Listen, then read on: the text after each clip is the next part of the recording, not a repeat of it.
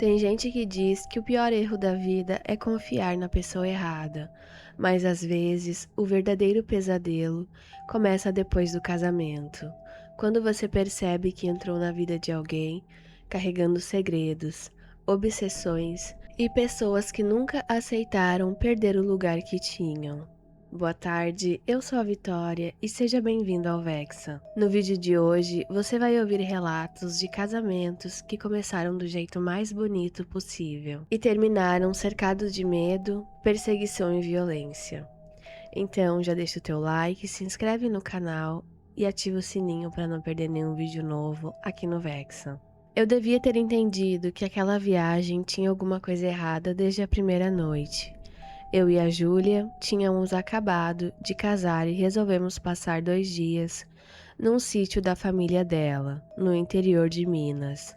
Era um lugar afastado, cercado por pasto, um pedaço de mata fechada e uma estrada de terra comprida demais, dessas que parecem te tirar do mundo aos poucos. A ideia era descansar, ficar sozinho, começar a vida juntos em paz.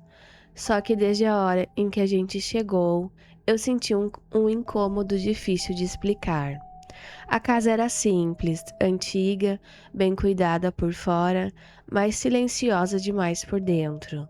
Não era aquele silêncio bom de interior, era um silêncio pesado, como se o lugar tivesse parado, esperando alguma coisa acontecer. Já era noite quando eu apaguei as luzes da sala e fui fechar a janela. Foi aí que eu ouvi uma claridade acesa, lá no fundo do terreno, perto do galpão. Na mesma hora, a Júlia viu também. Aquilo incomodou nós dois, porque, segundo ela, não era para ter ninguém ali. O tio que cuidava da propriedade estava viajando, e o combinado era que o sítio ficaria vazio. Ela pegou o celular para tentar ligar para ele, mas ali dentro da casa não pegava sinal. Tentou disfarçar, dizendo que talvez algum conhecido tivesse aparecido para ver os animais ou guardar ferramentas. Só que a voz dela saiu estranha, tensa, forçada. E o que mais me incomodou foi que aquela luz não se mexia, ficava parada, iluminando só metade da parede do galpão. Foi nessa hora que ela comentou, sem querer, que podia ser um primo dela, um sujeito chamado Leandro. Disse que ele aparecia ali de vez em quando, principalmente quando brigava com a família ou enchia a cara em algum bar da região. O jeito como ela falou me deixou em alerta. Não parecia alguém falando de um parente inconveniente. Parecia alguém falando de um problema antigo que nunca terminou de verdade. Pouco depois, a gente ouviu uma porta de metal bater lá fora. O som ecoou pelo sítio inteiro. Júlia soltou o ar devagar, como se já soubesse quem era. Eu tentei agir com calma. Peguei uma lanterna na cozinha e falei que ia até o galpão ver quem estava ali. Ela segurou meu braço e disse que não gostava da ideia. Falou que aquele primo bebia demais e que no dia do casamento já tinha me olhado de um jeito que deixou ela incomodada. Na hora eu achei exagero, coisa de família mal resolvida. Mesmo assim eu fui. O quintal estava abafado, com cheiro de terra úmida e capim amassado. Conforme eu ia andando, comecei a ver melhor o galpão aberto e uma caminhonete velha parada perto da cerca. Não era de nenhum conhecido meu. Quando cheguei mais perto, ouvi barulho de garrafa batendo em madeira. Entrei e vi o homem sentado numa cadeira de plástico, cercado de lata vazia, garrafa aberta e ferramenta jogada pelos cantos. Ele levantou os olhos devagar quando me viu, como se já estivesse me esperando, e a primeira coisa que me derrubou por dentro foi perceber que ele sabia quem eu era antes mesmo de dizer qualquer coisa. Leandro tinha aquele tipo de rosto que já parecia gasto, pela bebida e pela raiva. Olho vermelho, barba mal feita, postura de quem estava largado, mas ainda assim perigoso. Ele começou a falar de um jeito debochado, como se meu casamento fosse uma piada, como se eu fosse só mais um cara que tinha aparecido do nada para ocupar um lugar que na cabeça dele não era meu. Tentei manter a educação. Falei que eu e a Júlia só queríamos passar uns dias ali, só descansar. Só que quanto mais eu tentava encerrar o assunto, mais estranho ele ficava. O papo dele começou a girar em torno da terra, da família, do passado, de coisas que não deviam ter mudado. E toda vez que ele citava a Júlia, o tom dele mudava, ficava pior, mais duro, mais possessivo. Foi aí que eu comecei a notar detalhes que antes tinham passado batido.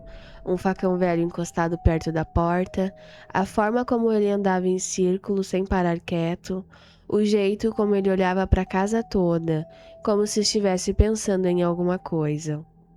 Eu disse que era melhor continuar aquela conversa no dia seguinte, quando ele estivesse sóbrio, e virei para sair. Antes que eu alcançasse a porta, ele chutou a folha de metal com força e fechou o galpão. O barulho me travou na hora. Quando virei de novo, ele já estava com o facão na mão, segurando pela lâmina com a ponta apontada para o chão. Naquele instante eu entendi que aquilo não era bravata de bêbado. Ele começou a falar que eu era um intruso, que tinha gente de fora estragando tudo, que certas coisas não podiam ser tomadas de quem sempre pertenceu àquele lugar.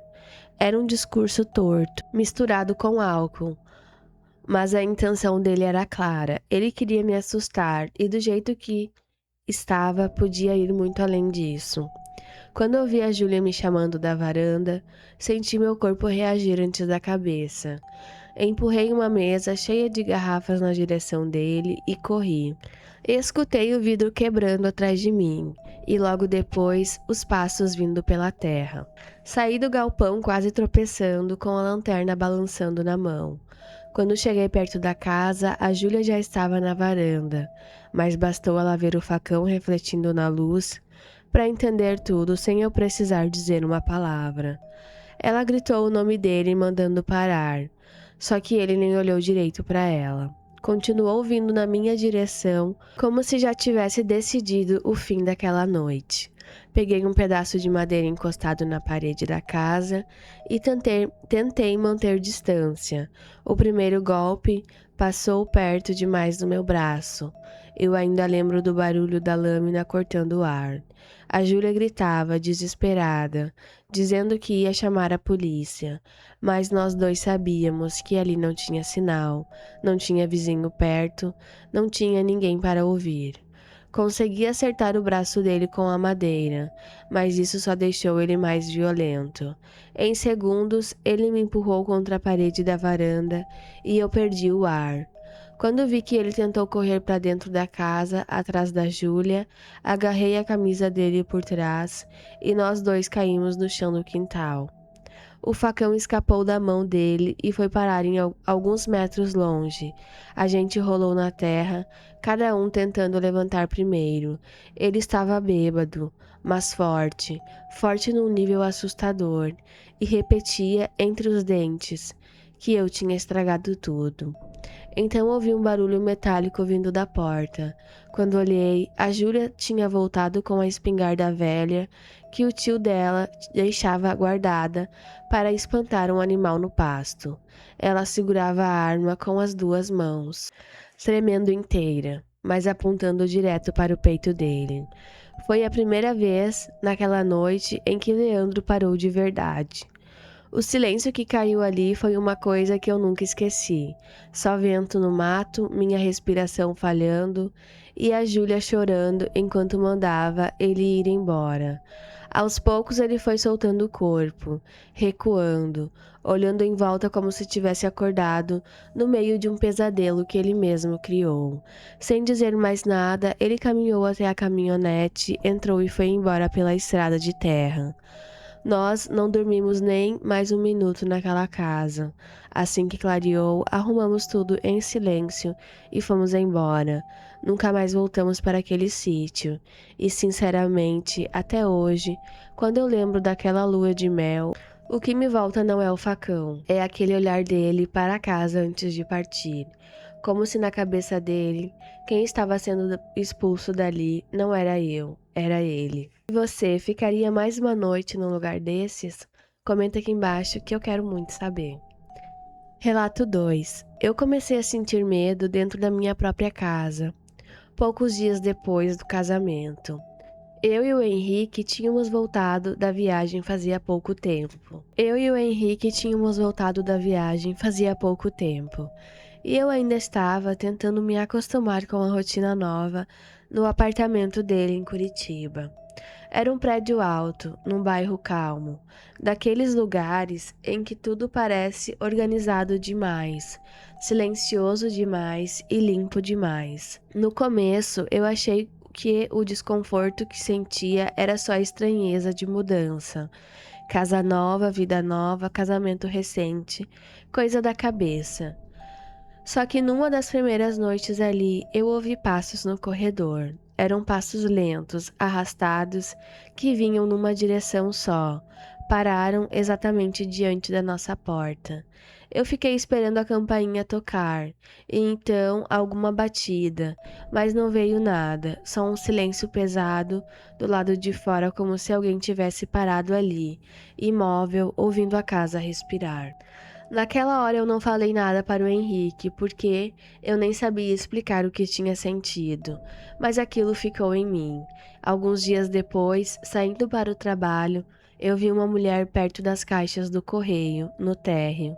Ela estava com o celular na mão, fingindo olhar alguma coisa na tela, mas não parecia distraída de verdade. Quando nossos olhos se cruzaram, ela não desviou. Ficou me encarando de um jeito fixo, desconfortável, como se tivesse tentado confirmar se eu era mesmo quem ela pensava. Aquilo me deu um frio ruim no estômago. Eu tentei seguir o dia normal, só que comecei a perceber a presença dela em outros momentos. Às vezes ela estava do lado de fora do prédio, olhando para as janelas, e em outras aparecia na garagem perto das colunas, como se estivesse esperando alguém. Nunca falava nada, nunca se aproximava demais, mas também nunca parecia estar ali por acaso. Contei para o Henrique numa noite, já incomodada de verdade. Ele ficou em silêncio por tempo demais antes de responder. Disse que provavelmente era alguma moradora ou que tinha alguém com problema pessoal, mas o jeito como ele falou não me tranquilizou. Tinha alguma coisa escondida naquela calma dele. Poucos dias depois, a porteira me chamou de lado, perto da entrada, e perguntou se eu era a nova esposa do Henrique. Quando eu confirmei, ela fez uma expressão estranha, daquelas de quem sabe mais do que gostaria de dizer. Foi aí que eu descobri quem era a mulher. Era a ex dele. Segundo a porteira, os dois tinham tido uma separação difícil, briga, desgaste, insistência e confusão. Não me contou detalhes, mas me falou o suficiente para eu entender que aquilo não era impressão minha. Alguém realmente estava rondando o prédio. E pior, alguém que conhecia aquele lugar muito bem. Naquela noite, eu confrontei o Henrique. Ele confirmou, disse que o casamento anterior tinha acabado muito antes dele me conhecer, que ela nunca aceitou bem o fim, e que de tempos em tempos reaparecia tentando forçar algum contato. Falou tudo tentando parecer tranquilo, só que eu reparei nas mãos dele tremendo de leve enquanto levava um copo na pia. Ele insistiu que ela não era perigosa, eu quis acreditar, mas depois disso a sensação de estar sendo observada só piorou. O elevador às vezes parava em andares onde ninguém entrava. Na garagem, eu escutava passos atrás de mim, e quando virava não tinha ninguém. 2 vezes eu vi aquela mulher perto da saída de emergência, parada, me olhando sem fingir que era coincidência. E o pior era o olhar, não era só raiva, era um olhar de posse, como se na cabeça dela eu tivesse tomado um lugar que ainda pertencia a ela. Depois de um tempo, aquilo começou a mexer com a minha rotina. Eu voltava para casa, sempre olhando por cima do ombro. Passava pela portaria, tentando agir normalmente, mas entrava no elevador já com o peito apertado. À noite, qualquer barulho no corredor fazia meu corpo travar. O prédio era silencioso demais depois das 10, então qualquer passo, qualquer arranhão, qualquer porta abrindo longe parecia próximo demais. O Henrique começou a chegar tarde naquela semana, por causa do trabalho, e eu passei a ficar sozinha no apartamento por mais tempo do que gostaria. Tentava me distrair organizando o armário, dobrando roupa, limpando coisa que nem estava suja. Qualquer tarefa que ocupasse a cabeça. Mesmo assim, de vez em quando, eu ia até a janela da sala e olhava a rua lá embaixo. 2 vezes eu vi ela parada na calçada, do outro lado da rua, olhando para o prédio. Sem falar com ninguém, sem esperar carro, sem fazer nada. Só olhando. Numa tarde, desci para pegar uma bolsa no carro e dei de cara com ela na garagem. O lugar estava quase vazio, com aquela luz branca fria refletindo no concreto.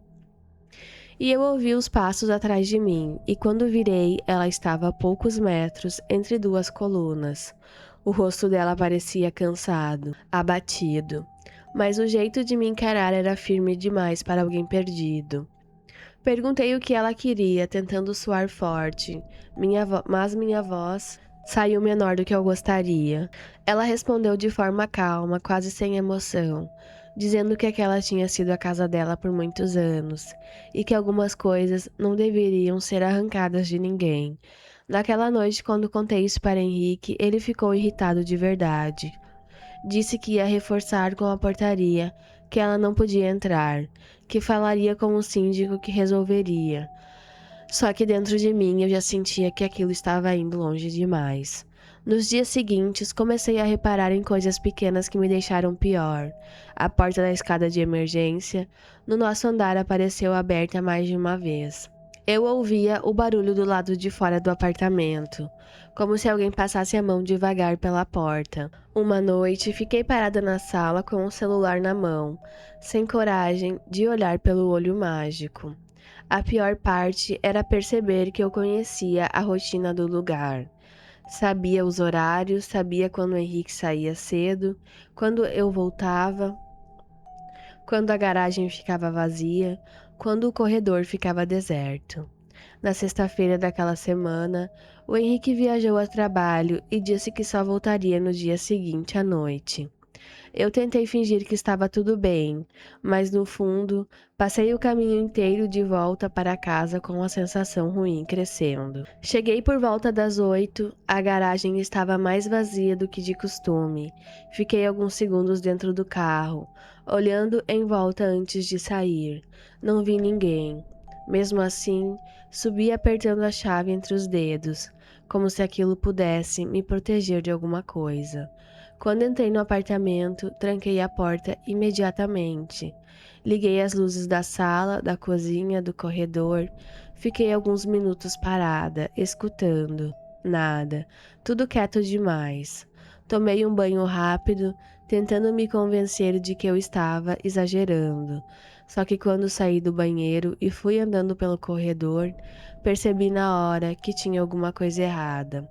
A porta da cozinha estava entreaberta e eu tinha certeza que deixei fechada. Depois do corredor, eu fiquei olhando para aquela fresta escura. Parei no corredor e fiquei olhando para aquela fresta escura. No começo não ouvi nada. Depois, um som pequeno de metal tocando na bancada. Foi discreto, mas suficiente para congelar meu corpo. Meu primeiro passo foi bem simples e horrível. Tinha alguém dentro da minha casa. Fui até a cozinha devagar, quase sem respirar, e quando empurrei a porta, vi ela parada perto da pia. A ex do Henrique estava ali, dentro do meu apartamento. Na mão ela segurava uma faca da própria cozinha, e o olhar dela não era mais o de alguém observando de longe. Era o olhar de quem já tinha atravessado um limite e não pretendia voltar. Por alguns segundos, nenhuma de nós se mexeu. Ela respirava fundo, como se estivesse tentando se controlar, e começou a falar de um jeito assustadoramente calmo. Disse que aquela era a vida dela, a casa dela, o marido dela, o lugar dela, como se eu fosse uma intrusa, ocupando o espaço errado. Quando eu dei um passo para trás, ela levantou. Não pensei, só corri. Atravessei o corredor do apartamento, tentando alcançar a porta de entrada enquanto escutava os passos dela vindo logo atrás. Minhas mãos tremiam tanto que eu quase deixei a chave cair. O barulho da faca batendo de leve na parede enquanto ela corria atrás de mim é uma coisa que eu ainda ouço quando lembro daquela noite. Quando finalmente consegui destrancar a porta, me joguei para fora no corredor do prédio e comecei a gritar. Gritei por ajuda sem pensar em mais nada. Segundos depois, a porta do apartamento abriu de novo e ela saiu do corredor com a faca na mão. Ficamos ali, as duas, sob a luz amarela do teto, num silêncio que parecia mais assustador que os gritos. Eu recuada contra a parede e ela vindo devagar, ainda repetindo, quase para si mesma, que aquela vida era dela. Comecei a bater na porta do vizinho com força. Foi isso que salvou tudo. As portas começaram a abrir. Um senhor saiu primeiro, depois os outros moradores apareceram, todos tentando entender a cena. Quando perceberam a faca, começaram a gritar para ela parar. Foi como se aquilo tivesse acordado ela em algum transe. A mão dela começou a tremer, o rosto desabou e a faca caiu no chão. Logo depois, ela começou a chorar no meio do corredor. O segurança e o porteiro subiram correndo. A polícia chegou pouco depois. Ela não reagiu, não tentou fugir. Só parecia vazia e exausta, como se tivesse gasto tudo o que tinha antes mesmo de ser levada. Naquela madrugada, quando Henrique voltou correndo para casa, a única coisa que eu conseguia pensar era no tempo que eu fiquei sozinha ali, sem saber que tinha alguém entrando no apartamento enquanto eu estava no banho.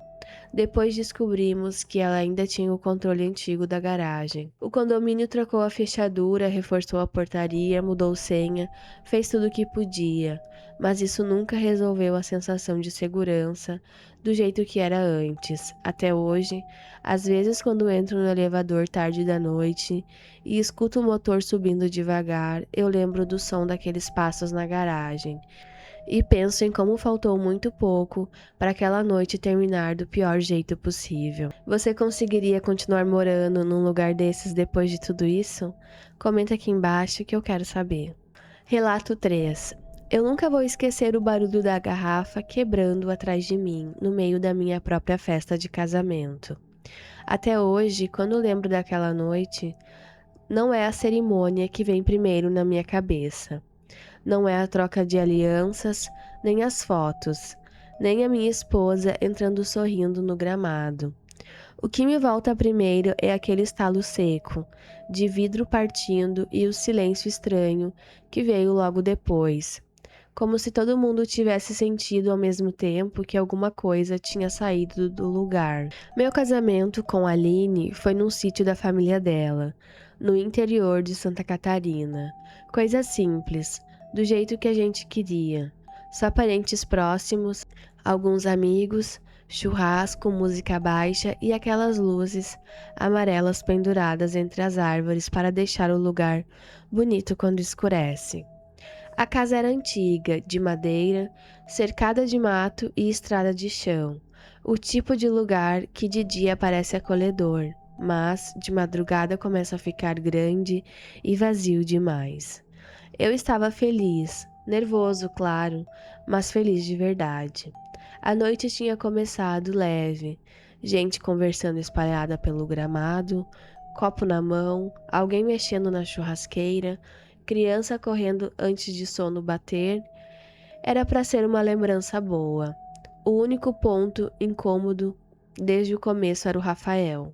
Ele era o melhor amigo da Aline havia anos, daqueles amigos antigos que conhecem a família toda, frequentam o aniversário, sabem história que ninguém mais sabe, e falam do passado como se ainda tivessem algum direito sobre ele.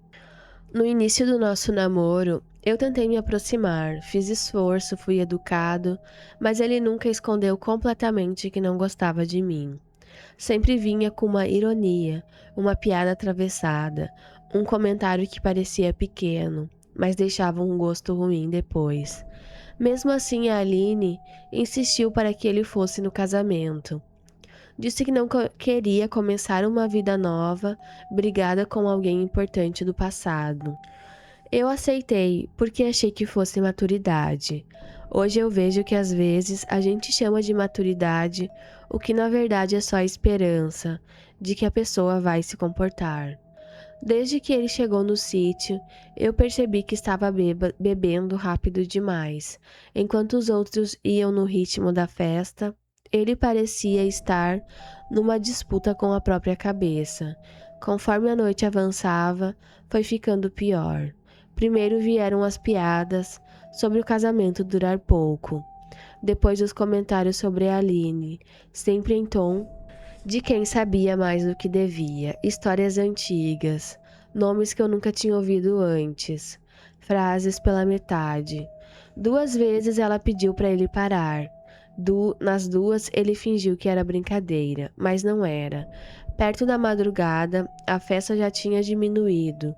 Alguns convidados tinham ido embora, outros estavam dentro da casa, e só restava um grupo menor no gramado. O vento esfriou, o campo ao redor ficou escuro, e nessa hora que o Rafael se aproximou de mim de novo.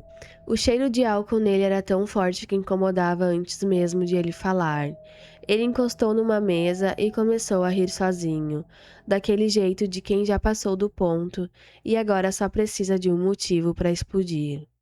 Então começou a insinuar que eu não fazia ideia de quem era a mulher com quem eu tinha acabado de casar.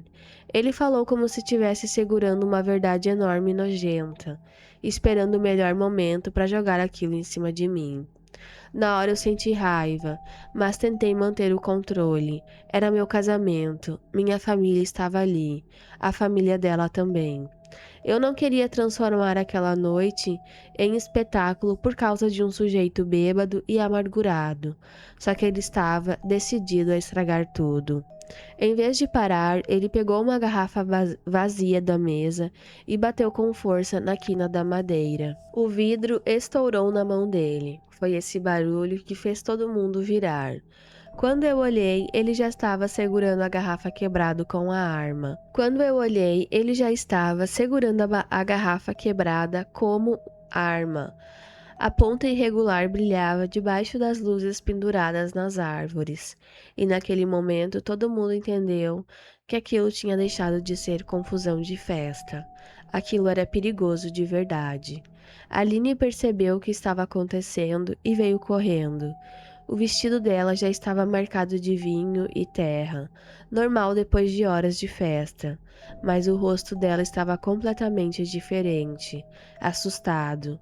Ela tentou intervir, tentou acalmar, tentou impedir que aquilo crescesse, mas o Rafael já não estava escutando ninguém. Ele falava cada vez mais alto, cada vez mais torto, dizendo que eu merecia saber certas coisas antes de ter me casado, como se o problema ali fosse algum segredo, e não o fato dele estar me ameaçando na frente de todo mundo. Eu senti uma mistura de raiva e humilhação muito difícil de explicar. Era como se ele quisesse arrancar de mim, ali na frente de todos, o direito de estar naquele lugar, como se ele tivesse decidido que a noite não podia terminar comigo casado e feliz. Quando dei um passo para tentar encerrar aquilo, ele respondeu levantando a garrafa quebrada na minha direção. 2 pessoas gritaram na mesma hora. O instinto falou mais alto. Levantei os braços, recuei meio passo e tentei ganhar distância. O vento balançava as luzes nas árvores e fazia as sombras se moverem pelo gramado, o que deixava tudo ainda mais estranho. Parecia uma cena fora do lugar, fora da realidade. Festa de casamento misturada com ameaça, medo e um silêncio torto entre um grito e outro. Então ele avançou. Foi rápido, desajeitado, mas violento. Eu consegui erguer o braço a tempo, e a ponta do vidro raspou na manga da minha camisa sem me cortar. O susto me atravessou inteiro. Sem pensar, empurrei ele com força. Rafael tropeçou para trás e caiu contra uma mesa cheia de copos e garrafas. Foi tudo ao chão. Teve gente correndo, cadeira virando, alguém chorando, alguém gritando para chamar ajuda. Mas ele levantou quase na mesma hora, ainda segurando o caco de garrafa. O rosto dele estava vermelho e os olhos perdidos. E naquele ponto já não parecia só ciúme ou bebida. Parecia frustração acumulada por tempo demais. Um ressentimento velho, doente, que ele tinha guardado até escolher o pior momento possível para soltar. Ele começou a dizer que eu não sabia com quem eu estava me envolvendo, que não conhecia Línio de verdade, que eu estava entrando numa vida que não entendia. Só que quanto mais ele falava, menos importavam as palavras. O que importava era a arma na mão dele, a forma como ele estava se movendo, e a certeza crescente de que alguém ia sair machucado se ninguém parasse aquilo.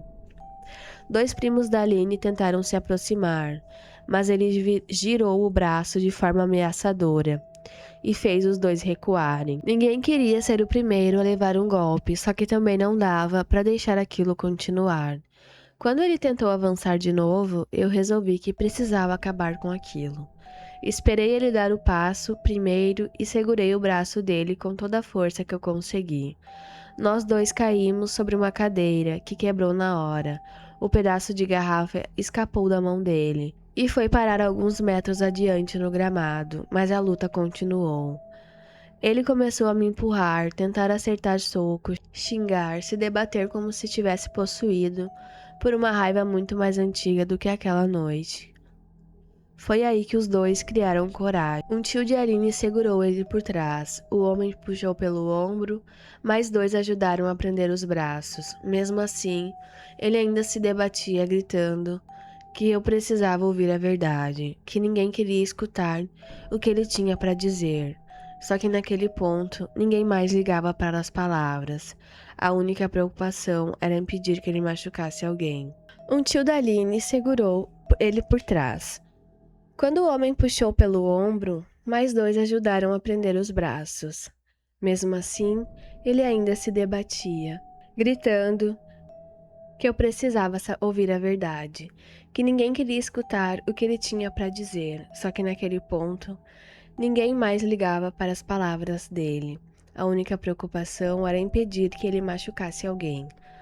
Depois de alguns minutos, conseguimos imobilizar ele no chão. A música já tinha sido desligada. O gramado estava cheio de copo caído, cadeira torta, gente parada, sem saber o que fazer.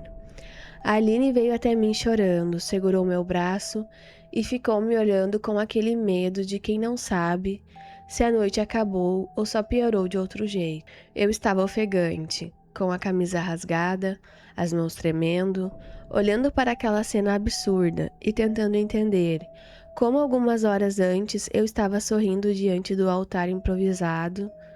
Chamaram a polícia da cidade mais próxima. Como o sítio era afastado, ainda demorou um tempo até a viatura chegar. Nesse intervalo, o Rafael foi colocado sentado perto de uma árvore, sendo vigiado por alguns homens da família.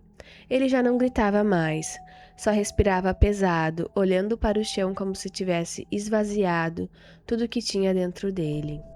Quando os policiais chegaram, ouviram o que aconteceu e levaram ele embora, ainda alterado, ainda falando coisas desconexas, ainda tentando se colocar como alguém que queria revelar alguma verdade importante. Mas, sinceramente, depois de tudo o que eu tinha visto, eu já tinha entendido qual era a verdade. Ele não suportava a vida da Aline seguir sem ele. Depois que a viatura sumiu na estrada escura, a festa acabou, alguns convidados foram embora em silêncio. Outros entraram na casa sem falar direito.